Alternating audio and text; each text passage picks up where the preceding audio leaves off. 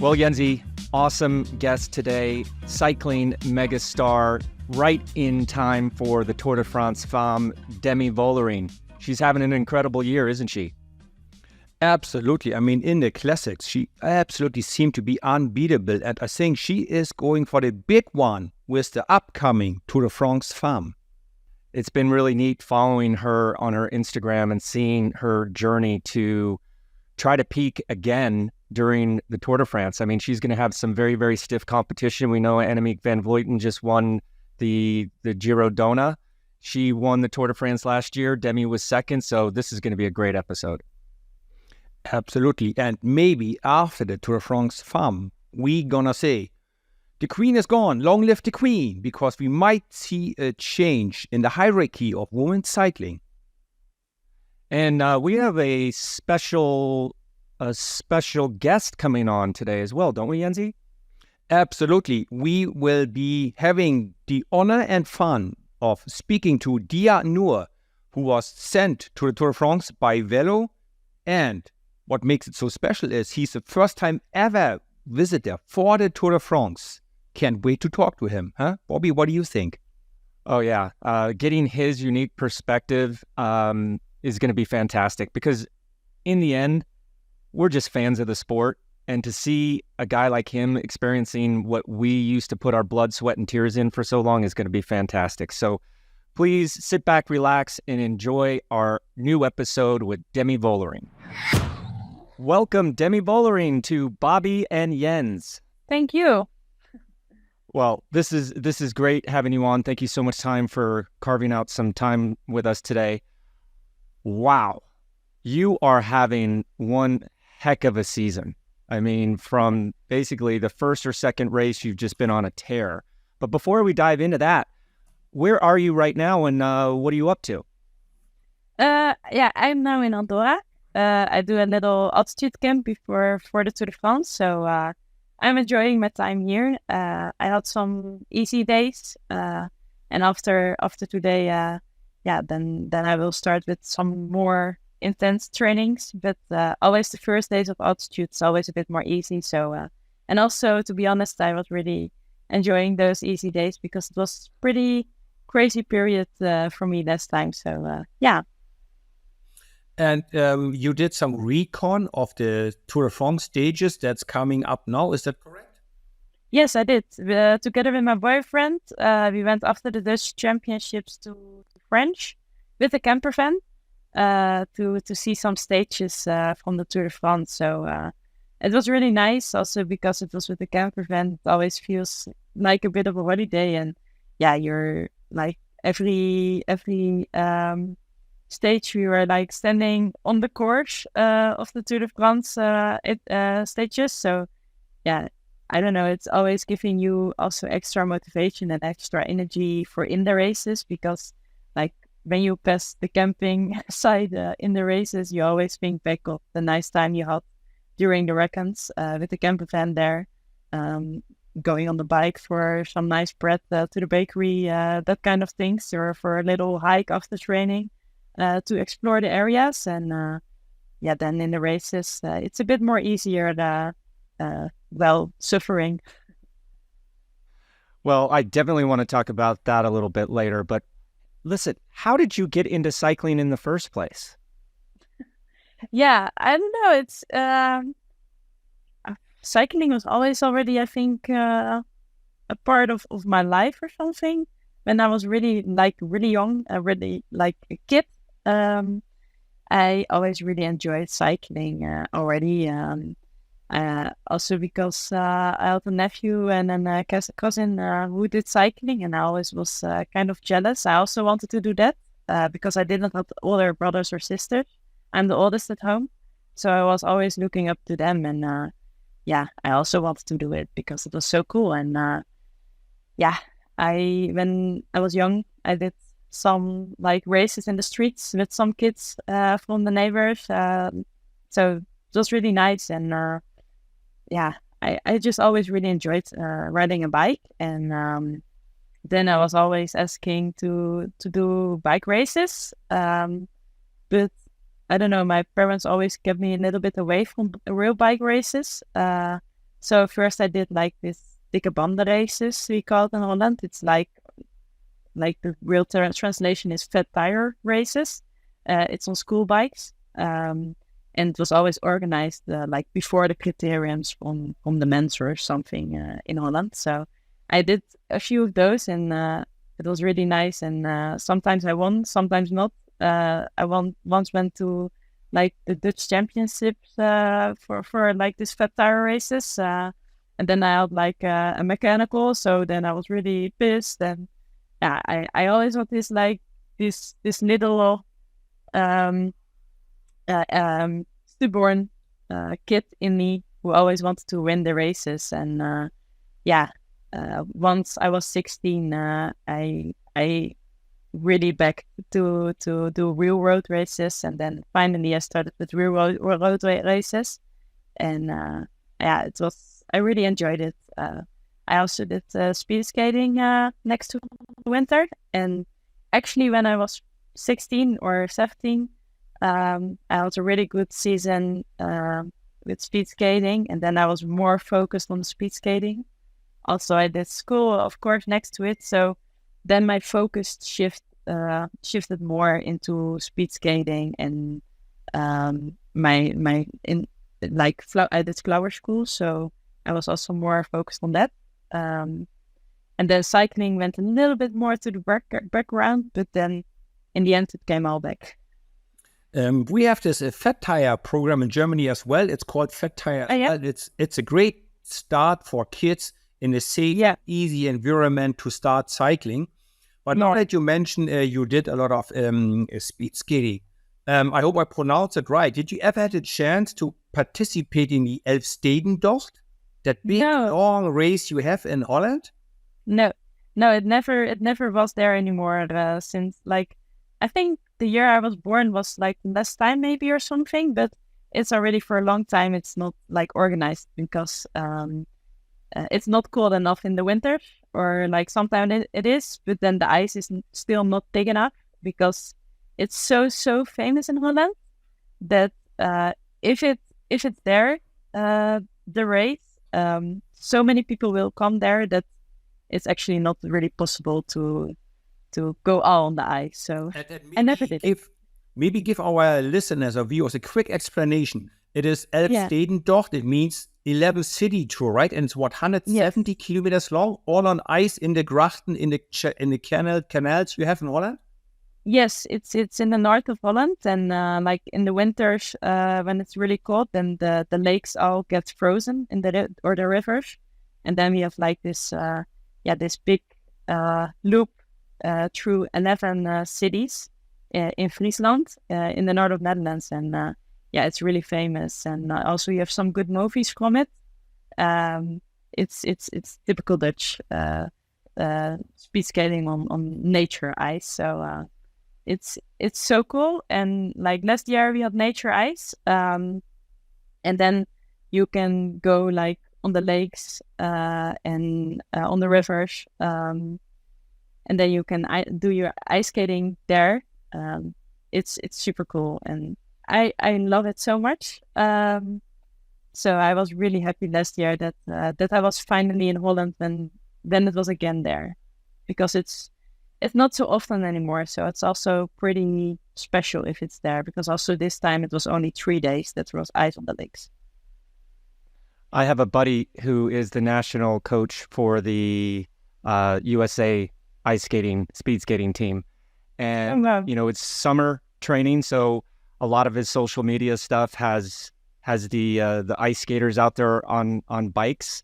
Do you remember what sort of training you were doing on the bike when you were still ice skating, and why do you think that crosses over so well between sports?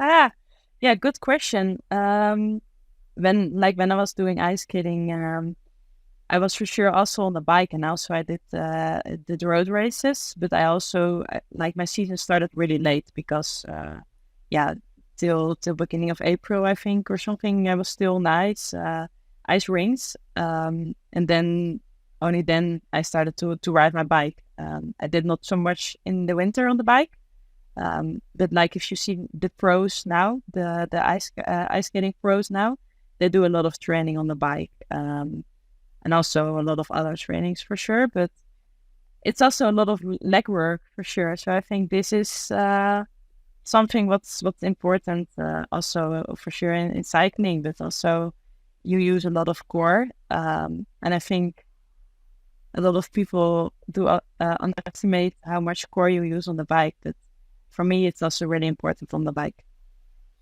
And when you said at the age of 16, you asked your parents to really give you a chance to participate in bike racing.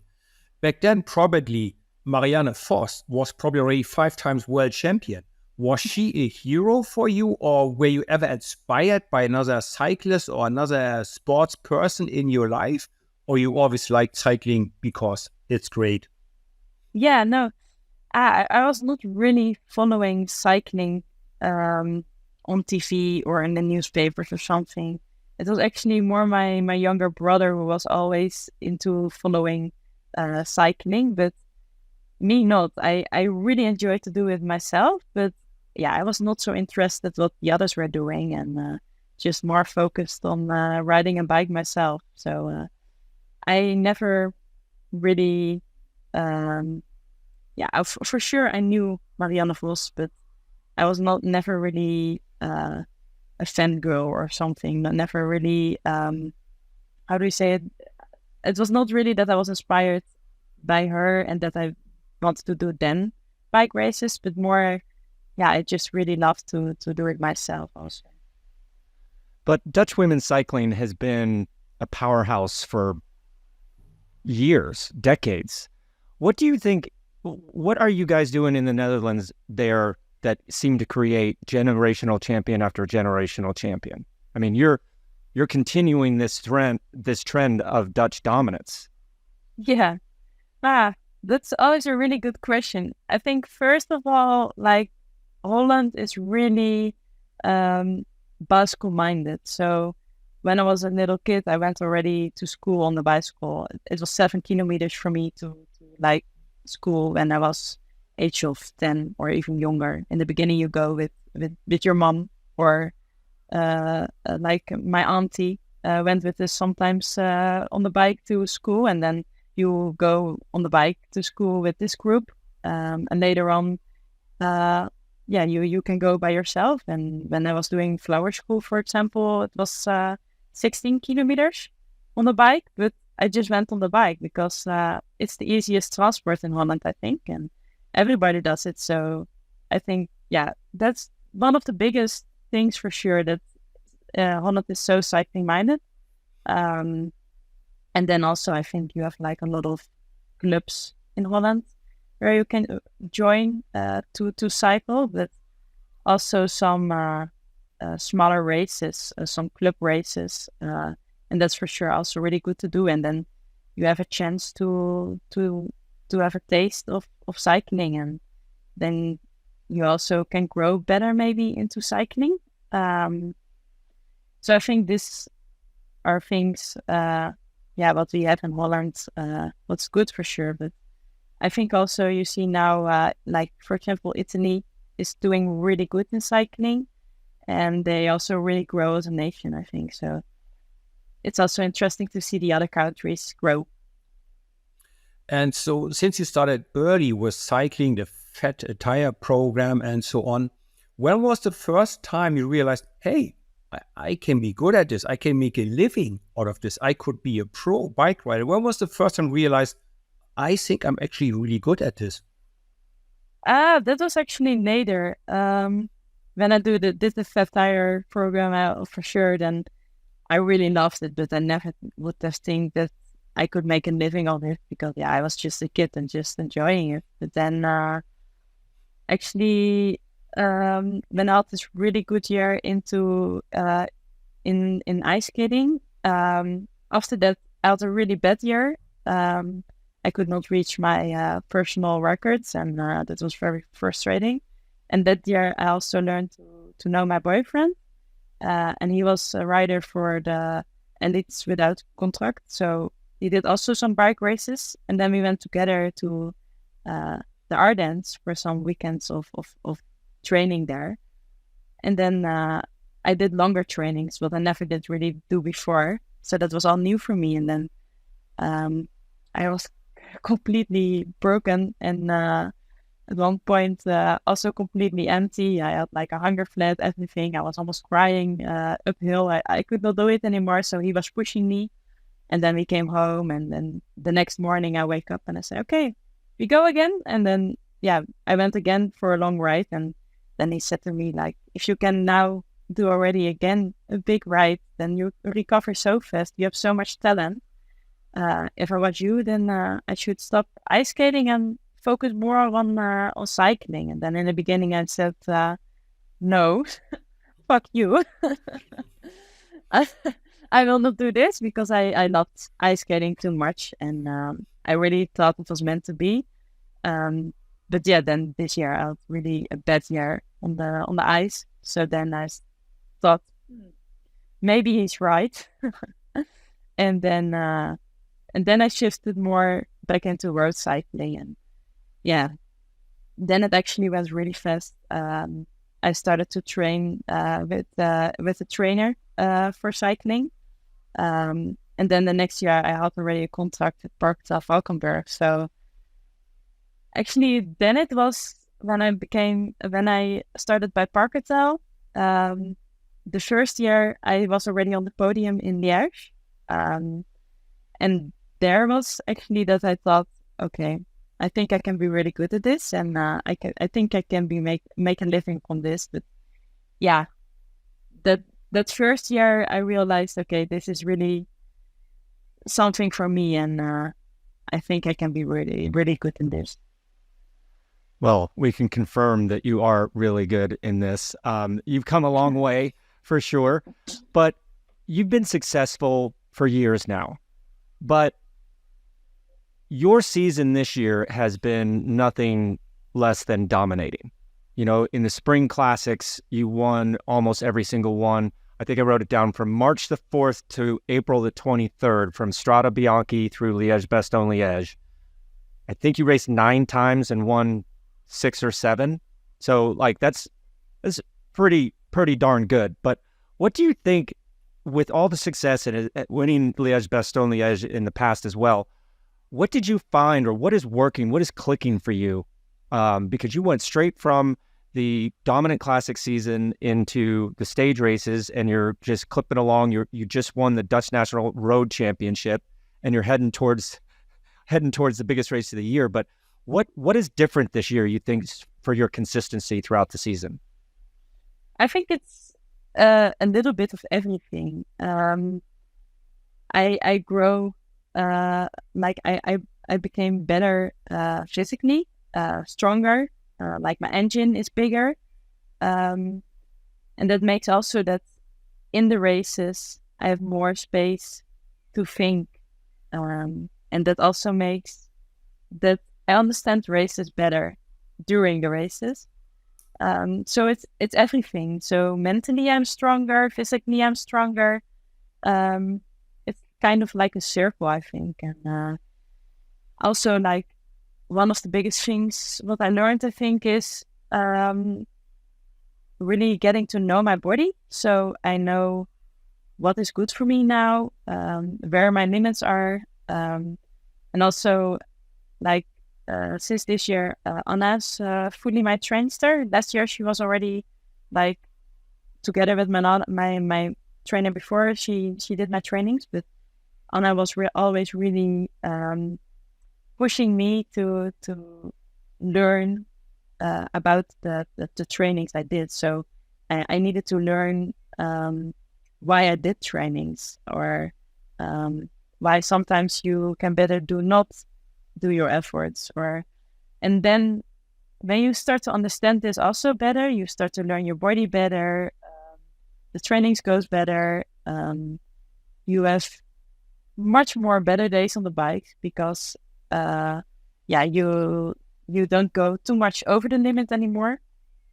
I think this all helped me, and I also, that made that I enjoy cycling even more now, I think, because, like, last winter, for example, I felt already a big difference, because now when I did like, for example, 5 hours on the bike, I felt like after this 5 hours, I still feel good. So I do another extra hour. Well, the year before, I would never have think about this because 5 hours is already pretty long. So why the hell would you do another extra hour? And now, I don't know. And now I feel my body better. So I feel also better like, I feel good. So I can do this extra hour. Yeah, I think it's all those small things that paid out this year, I think. And made me better. I think you mentioned it twice in your answer, which I believe it's interesting. You said that you physically become stronger, so you're less tired in a race. So that basically means not all your blood is in your legs and your muscles. You have more blood for your head to think about the strategy. Yeah. I think that's often underestimated. If your heart rate is just 10 beats lower than everybody else around you, you have so much more mind capacity to think about, hey, actually, what happens in 50 kilometers from now? How can I win this race? Instead of being, I need to follow the wheel, right? Would that be a big difference for you that you had more time to think about strategy and how you want to plan the race? Yeah, for sure. This is really, you explained it perfect. I mean, this really helped me that in the race, when you're on top of a climb, you look around and you're thinking like, okay, everybody's on the limit now.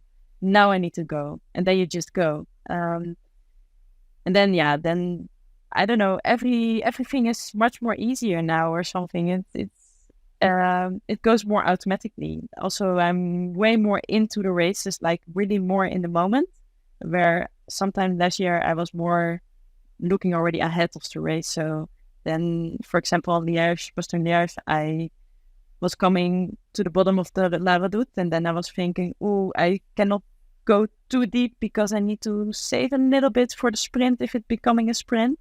And now I don't think about this kind of things anymore. I just go to the Redoute and I just give it my everything. I need to follow the wheels, and if I feel good, then maybe I attack or something. And I don't know, I'm just racing differently, I think. Also because I have this extra little space mentally in the races, you also start to understand the races better and can make the perfect decisions in the races. You just described what I used to mention as the flow state of flow, where just everything just seems to work out.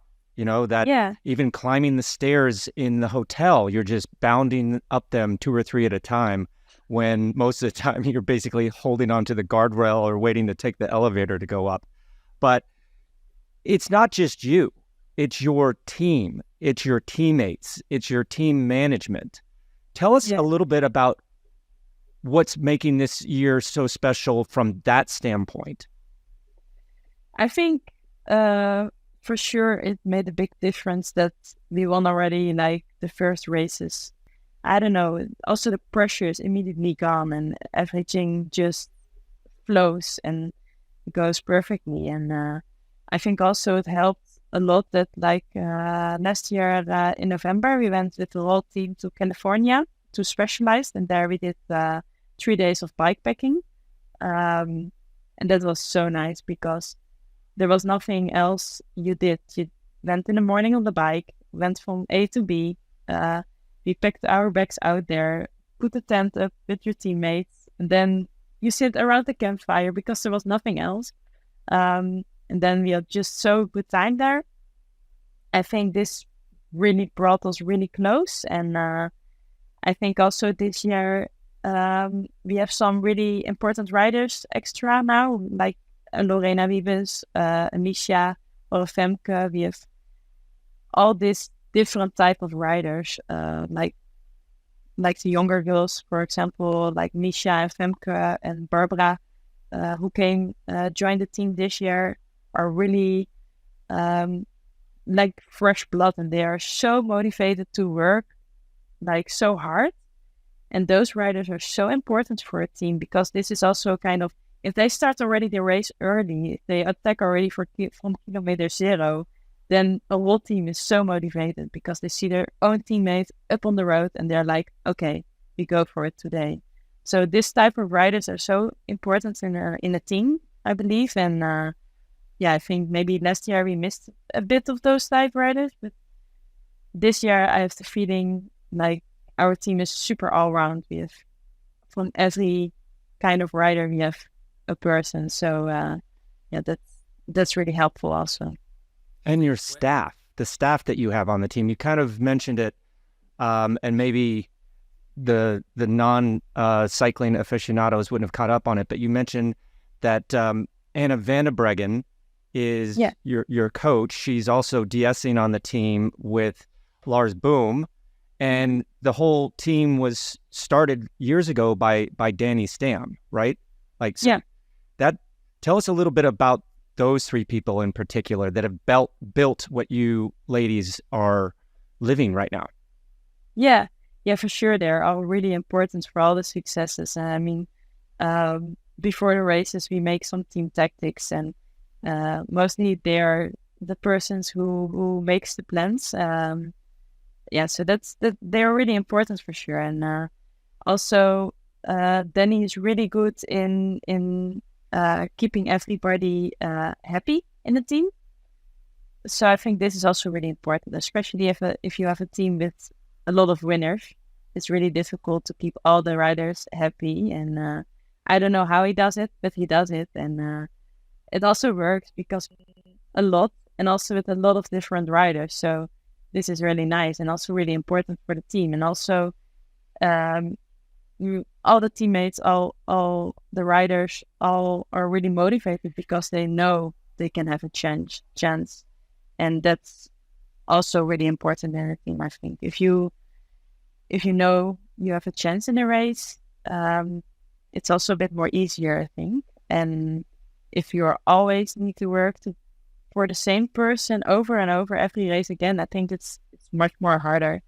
And then at one point you will have riders who are not so motivated anymore. And this is not happening in our team. Everybody is so motivated. And also like Anna, for example, then the first year when I joined the team, she was still a rider.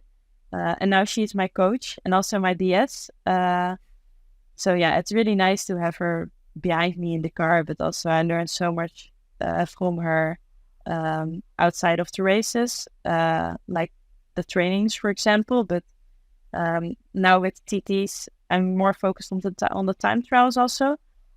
It's so interesting to do this with Anna because she was a really good time trialist, and now I get to learn all the tips and the tricks from her. So it's just really nice.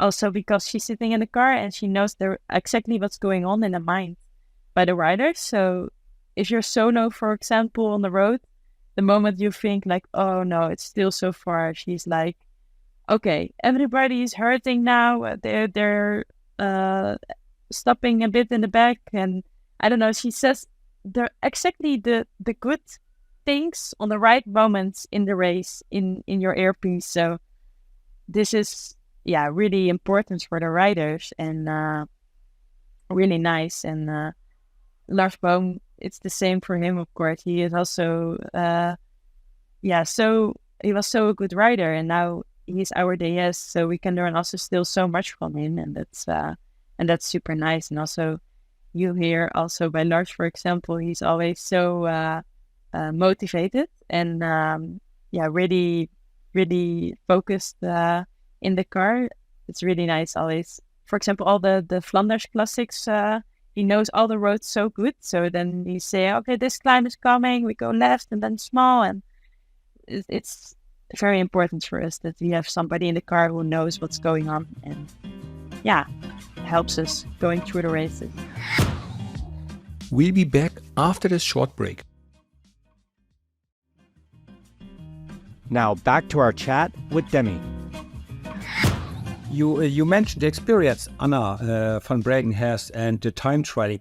Did you ever had Anna or whatever Lars Boom looking at your position? Do you ever do some sort of bike fitting? Hey, put your arms further in or further out, or lower your back or anything? You ever went through all that, and would that help you as well with your performance and time trialing, for example? Yeah, like when we were last year in November in California, I also went into the wind tunnel, and then we did different positions to see what was the fastest, and also I made now a custom-made handlebar, so we were testing then which hand position was the fastest, and then when we knew what was the fastest, and that made the handlebar. Also because Danny said, like, you need to have this handlebar, so then I went for this handlebar.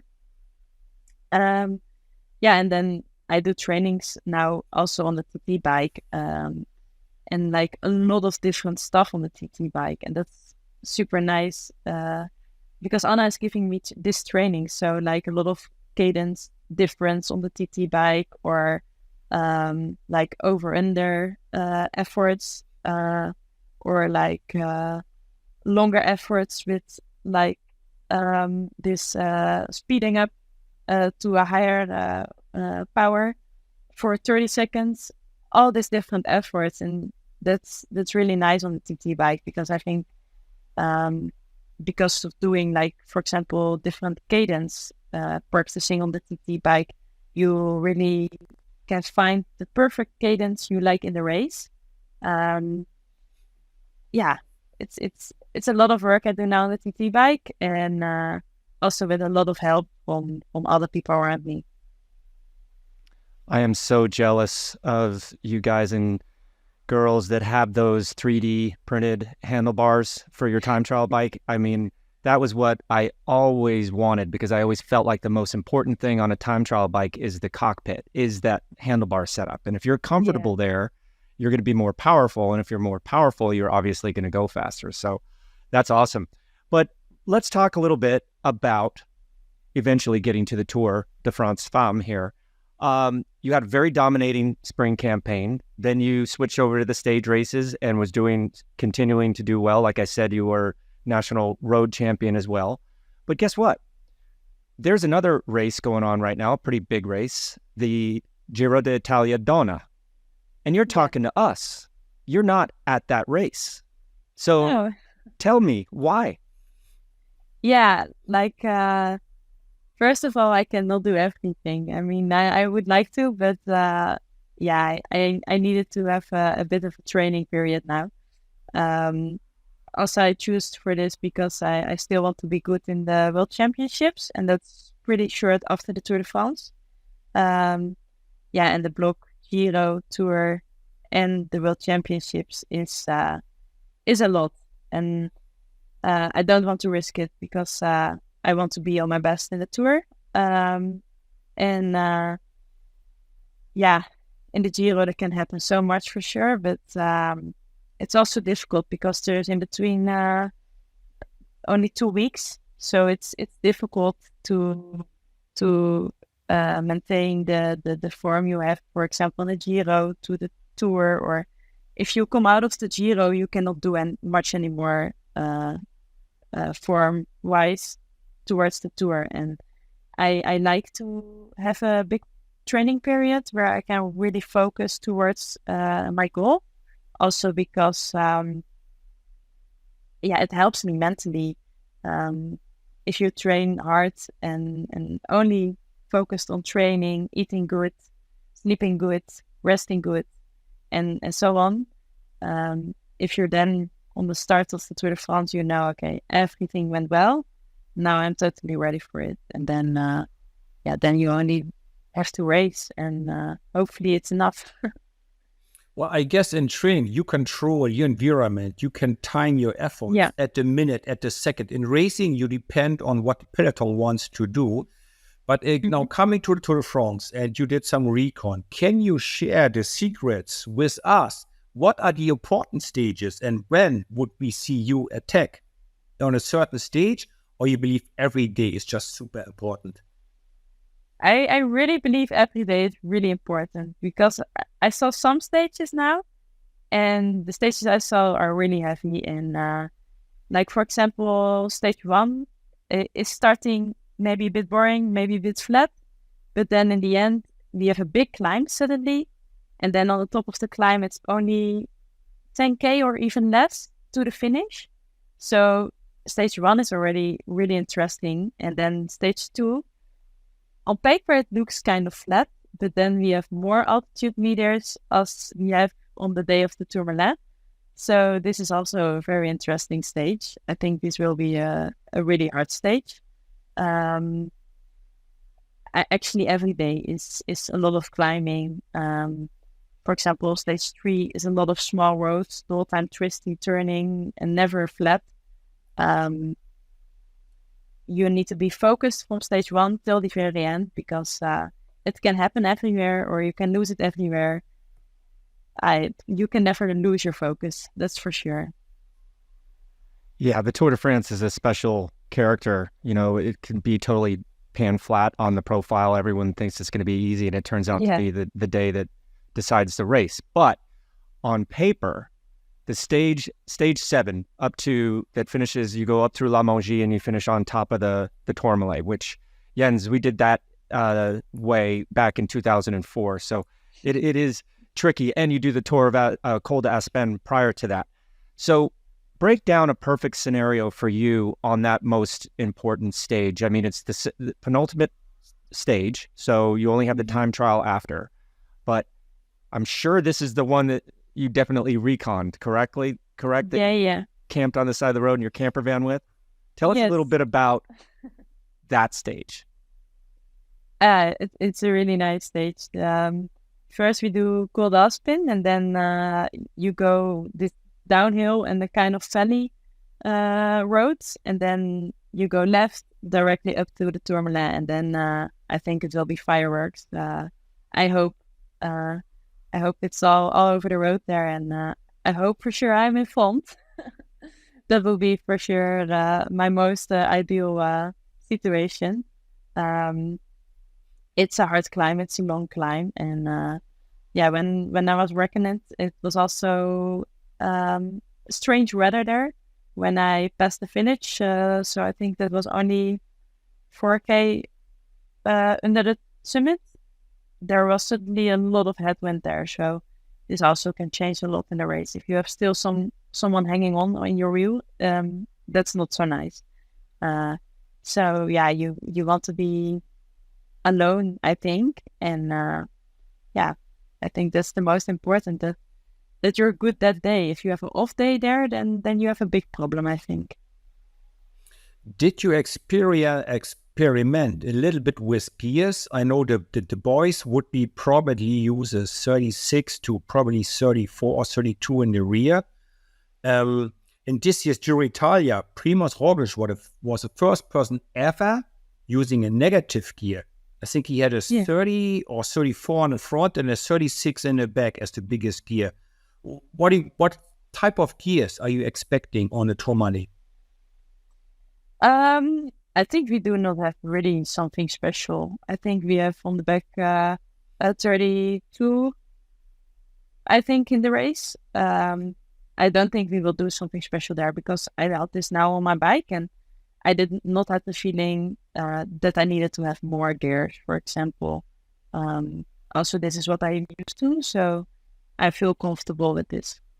The Tour de France, though, the Tour de France or the Tour de France Femmes, that's where they hand out all the brand new cool equipment, gadgets, bikes, wheels, 3D printed handlebars and stuff. Is there any new little bling that you're going to get for the Tour de France Femmes coming up here in a couple of weeks? Any new shoes, a helmet? I mean, you got the Dutch national road champion jersey, I'm sure. So you got to make the full ensemble, right? I have the Dutch championship road jersey, but there is something a pity about it, because I also wear the leaders jersey in the World Tour, and that one goes above the Dutch champion jersey. So I will not being seen in the red, white, blue jersey, unfortunately, but in the pink jersey. That was a casual flex right there, Jensie. Did you hear that? Just a little casual flex, you know? Yeah. My daughter's oldest one, being 20, she would use that word. Yeah, flexing. Yeah, awesome, really good. I love that. So Demi, after the tour, it is not too much time to go on to the World Championships in Glasgow, right? No. Do you already think a little bit about that? You go, now I'm all and only focused on the Tour de France, and only after that I decide of how I gonna do this, or you have a long time plan going into the Glasgow World Championships? No, for sure. The World Championships are already in my mind, and also with the Dutch Federation, we had already some team days for like team days, but also mainly for the World Championships, which are coming up for sure. So this is for sure something that's in my mind, and yeah, I'm also dreaming, of course, a little bit about that jersey, but I cannot do so much about it now. So now I'm really focused for the Tour de France, and the World Championships is for sure in mind and really important for me. But after the Tour de France, I will be again really fully focused for the World Championships. One thing at a time. One thing that I'm quite interested in is your fellow countrywomen are also going for these same goals. I've always wondered, when Dutch cycling has so many superstars, and Annemiek Van Vlueten is a bona fide superstar, as you are. She's defending champion in the Tour de France Femmes. She won the Vuelta Femenina. She's leading the Giro de Dona. You guys have the same goal in July and August, I would presume, winning the Tour de France and winning the World Championships. You guys are, from time to time, teammates on national teams, and you guys obviously know each other well. What is your relationship with Anna, and can rivals be friends in women's cycling? Good question. Yeah, it's for sure always difficult that the whole season you're with your team, and then like such important races, the World Championships and the European Championships and the Olympics is with the Dutch Federation, and that's always a bit strange because the whole year you're big rivals with those riders, and then suddenly you're teammates with those riders. So it's always a bit shifting, but yeah, we're also professional. So once we put on the orange kit, we're just teammates, and then we just try our best for each other. And yeah, it's always a bit strange, but it's the kit you're riding that makes you also teammates in that moment. And I think Annemiek and I are not like friends, but I think we are really respectful for each other, and we can go on good with each other. So we don't have problems or something with each other. Okay, I have an easier question for you. You had a long and hard season, and hopefully, like this year, a really successful season.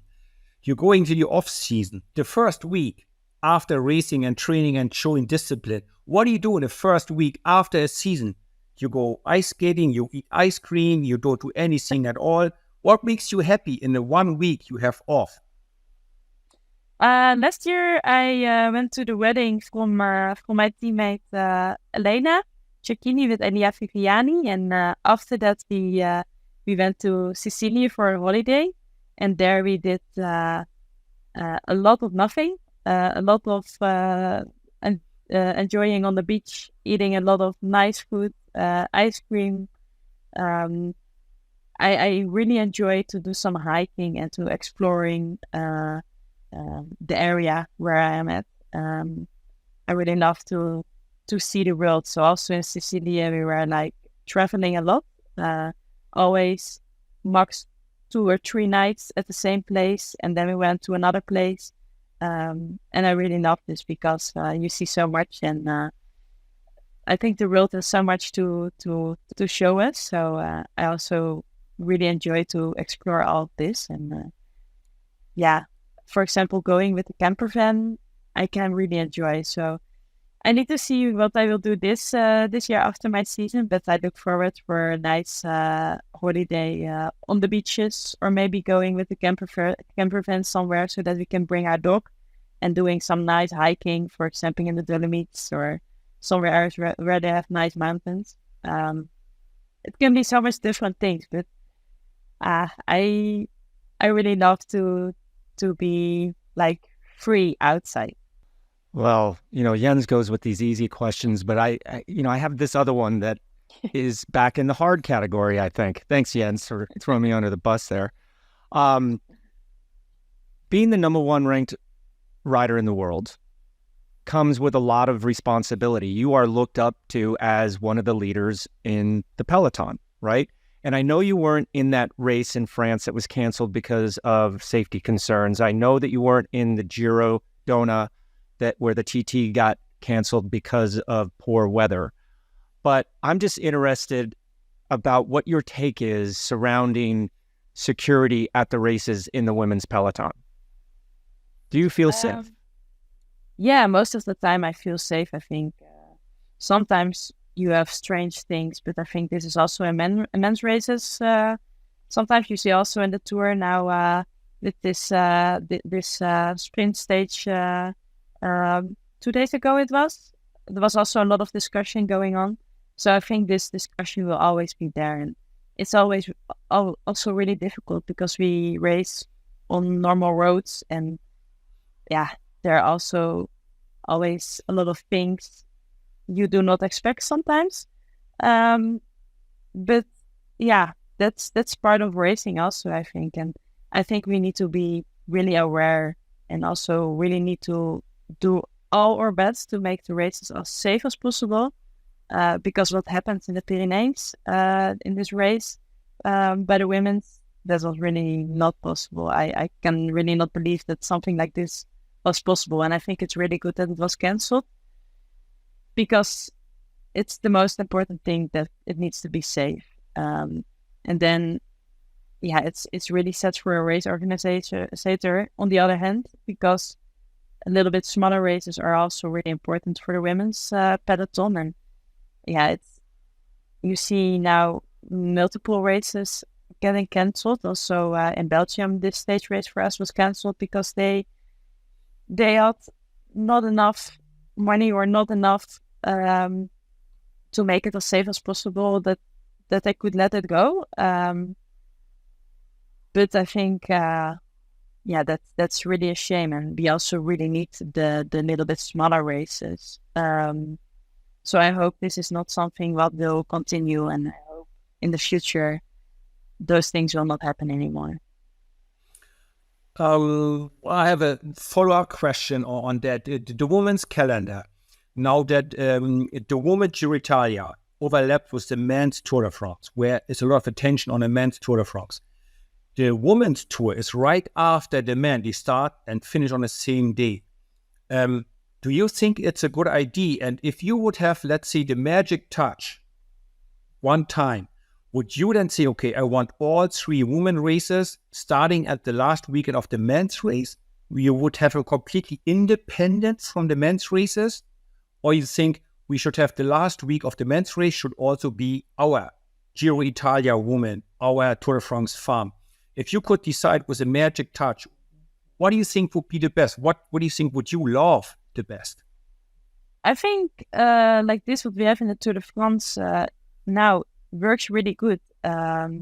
Because also normally when you really follow the men's Tour de France and then it comes to an end, you kind of fall into this deep darkness, like, oh no, the races are over. What do I need to watch now?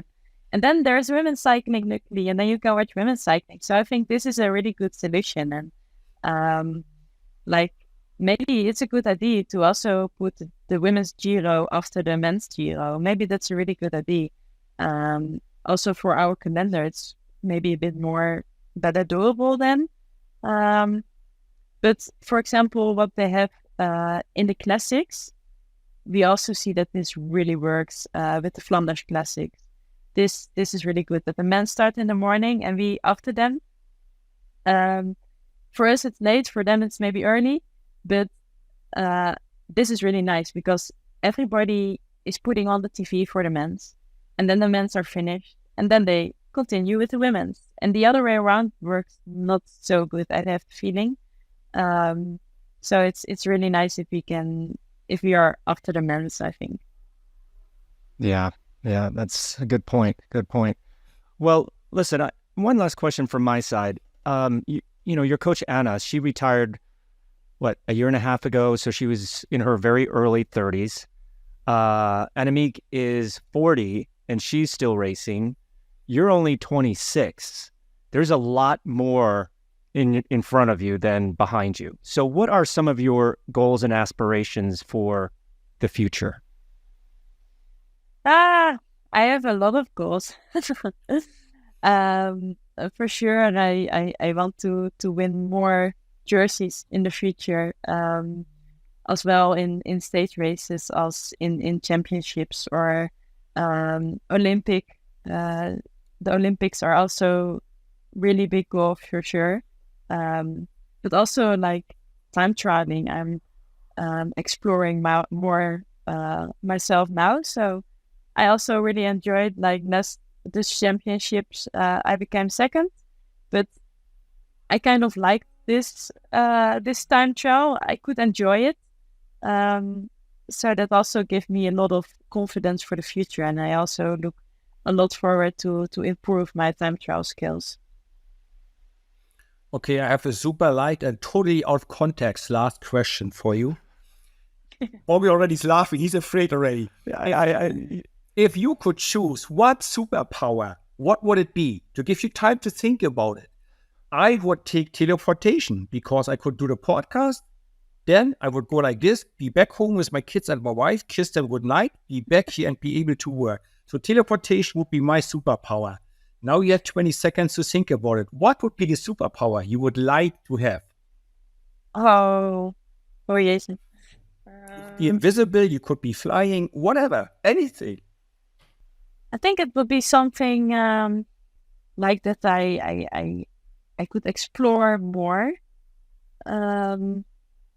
because I really love to go on adventures, to do some running in the mountains, for example.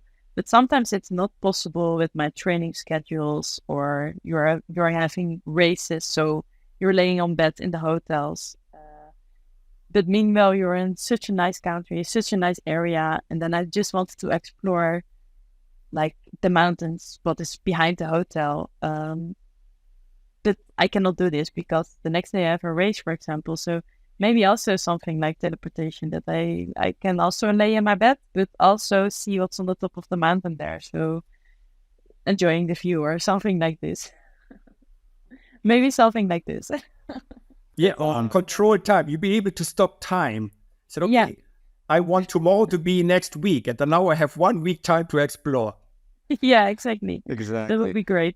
Demi, you have a long career.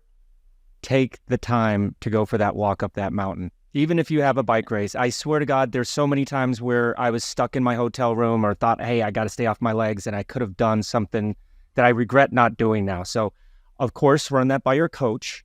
Make sure that that's okay. My superpower would have been flying. I've just have dreams of being able to fly. So I would love to be able to do that. But enough of our. For me, not, because I'm scared of heights. So that's not a good one for me. Yeah.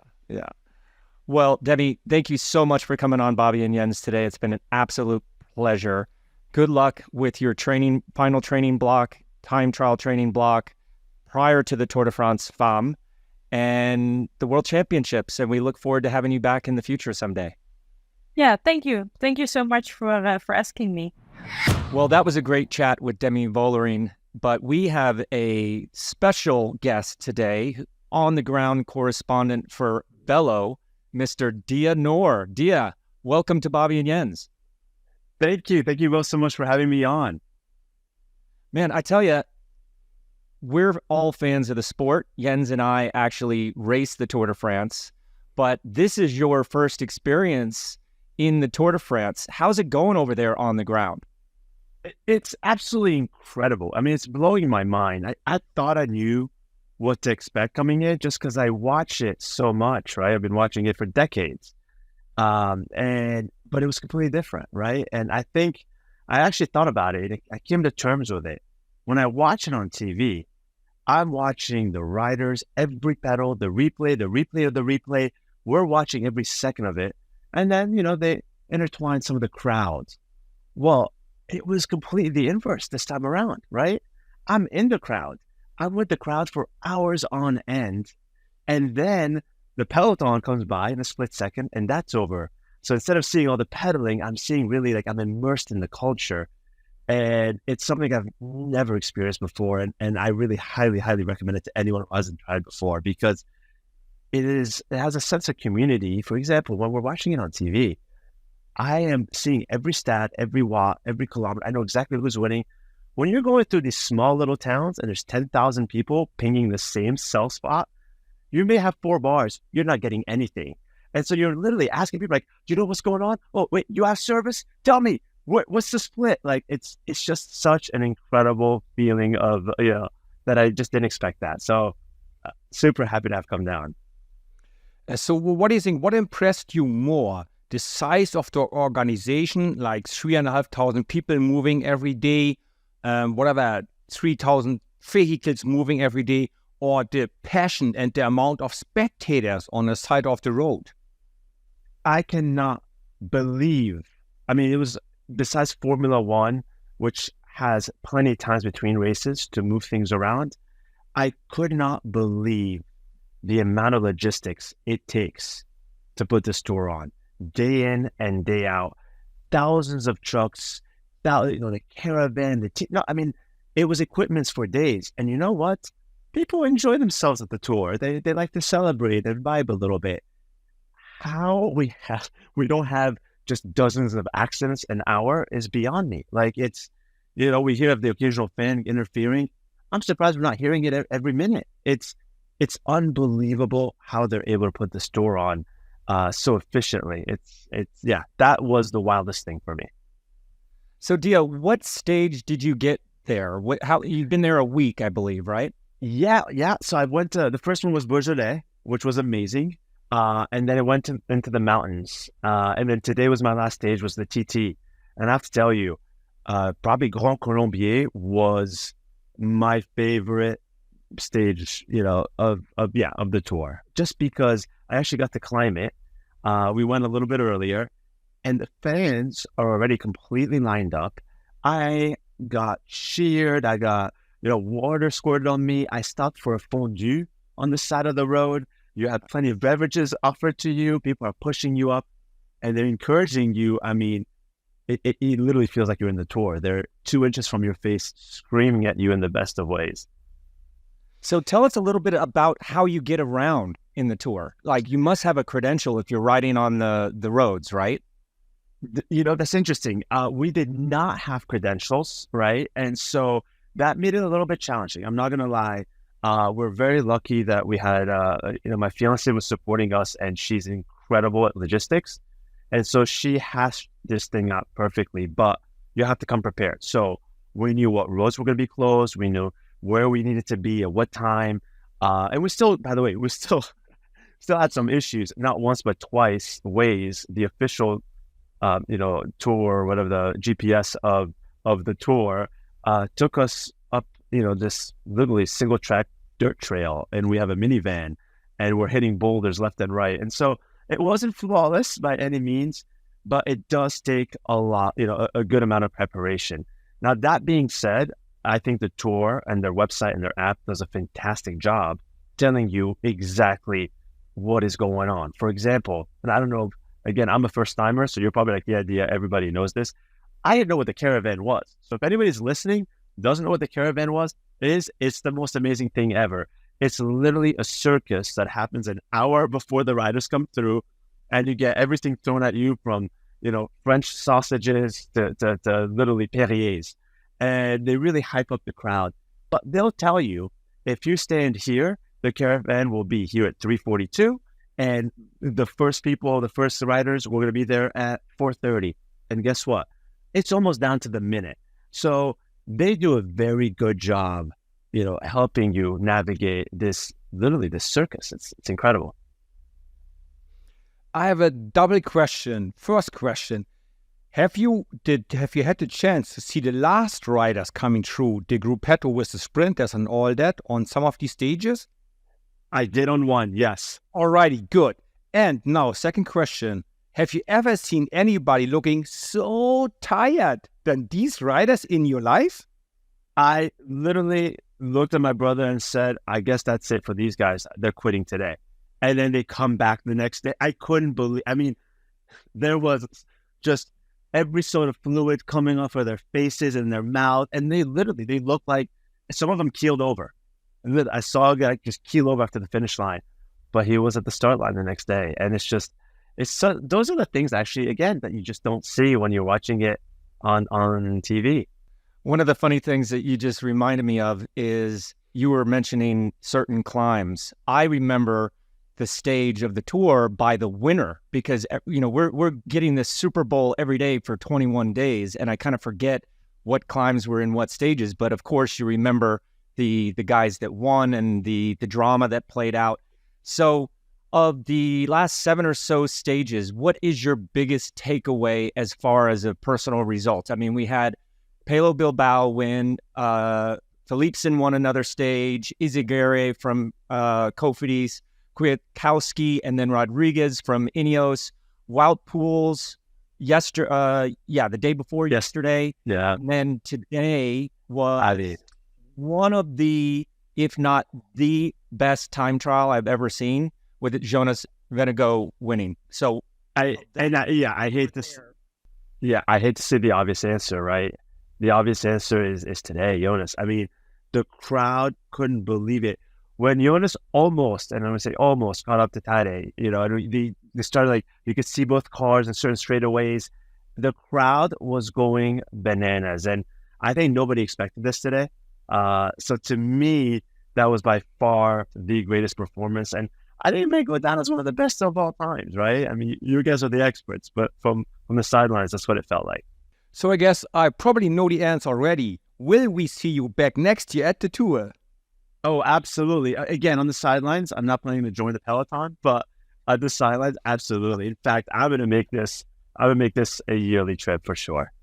It is really, like you said, just a traveling circus. And, Jens was on the back of the motorcycle. Our good friend Christian Vandevelde was on the back of the motorcycle the entire race so far, trying to keep his morale up. He's on fumes.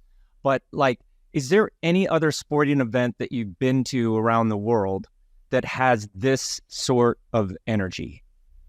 Absolutely not.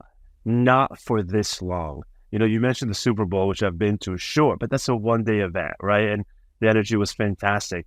The NBA Finals, again, you can even call it, 7 games or more if it goes, to game 7, but it is 7 games actually, but nothing for this long. And by the way, I don't know how these fans do it, but they back it up every day. And I've spoken to so many people because sometimes I'm thinking what stage are you here for, right?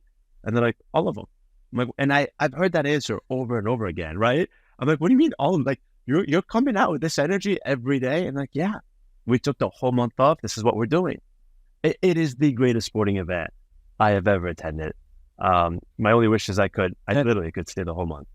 What I also love is the camaraderie and understanding between the fans. You see a Belgian group having a barbecue. Then the American goes, hey, I got a few beers. Can we share again? Can we, share again some sausages?